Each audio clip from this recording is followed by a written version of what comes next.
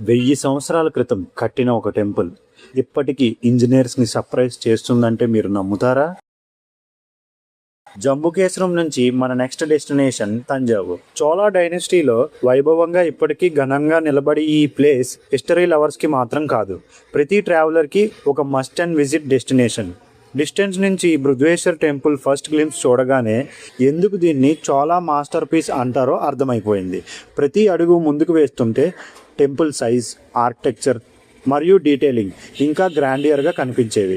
1000 ఏళ్ల క్రితం క్రెయిన్స్ లేవు, మోడర్న్ మిషన్స్ లేవు, కానీ ఈ మ్యాసివ్ స్ట్రక్చర్ని ఎలా నిర్మించారు అనే క్వశ్చన్ ఇప్పటికీ మిస్టరీగానే మిగిలిపోయింది.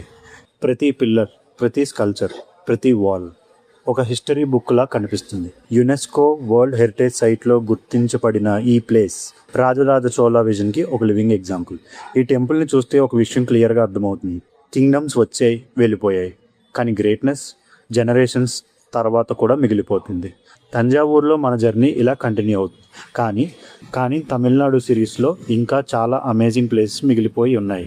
నెక్స్ట్ ఎపిసోడ్లో కలుద్దాం.